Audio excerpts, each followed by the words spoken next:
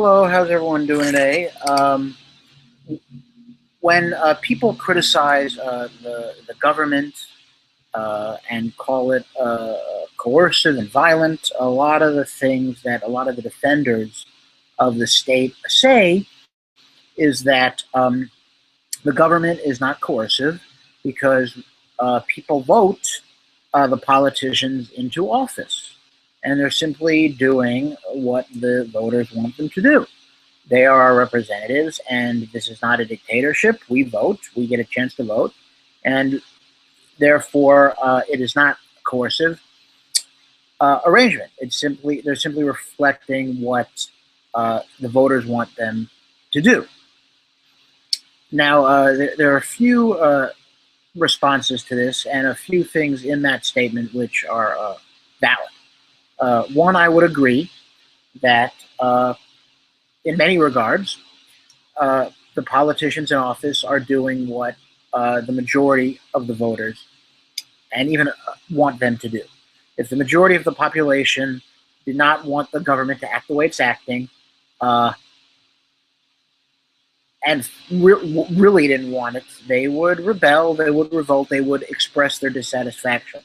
And the fact that most people aren't doing that, and the fact that most people not only are not doing that, but the fact that most people support the government, I think is a pretty good reflection that it's accurate that government does reflect what a lot of the people want them to do. Now, that doesn't mean it's not coercive, because half of the other people doesn't reflect everyone's needs, and therefore it's still coercive. But we hear this line a lot, that the politicians are just our representatives, and that is bullshit. Because, first of all, a representative means that the person he represents is responsible for the actions he does while as his representative.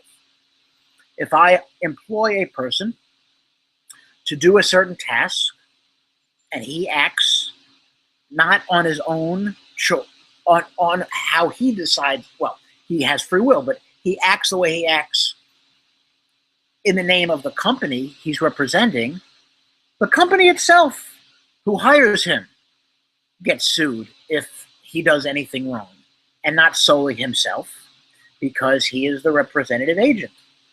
If I hire a hitman to kill someone, it isn't solely the hitman who goes to jail.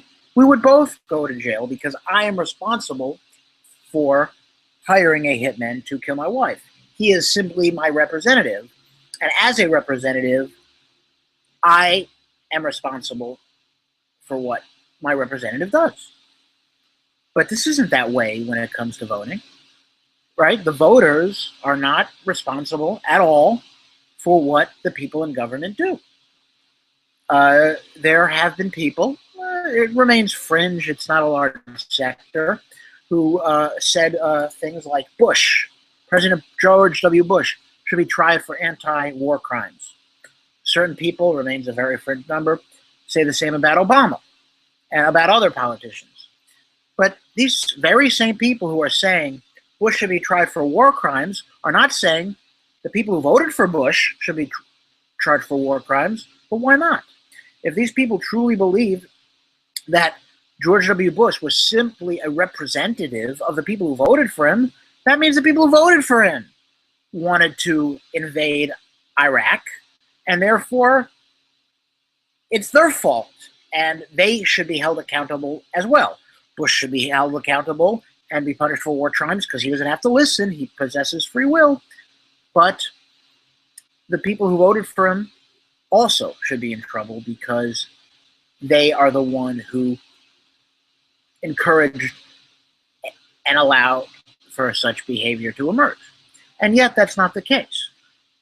But why isn't it? Shouldn't it be the case? If I hire someone to do something illegal, I get thrown in jail because that person is my representative agent. So if the voters vote for someone to do something which is immoral and violent, then the voter should be held accountable, but the voters never are.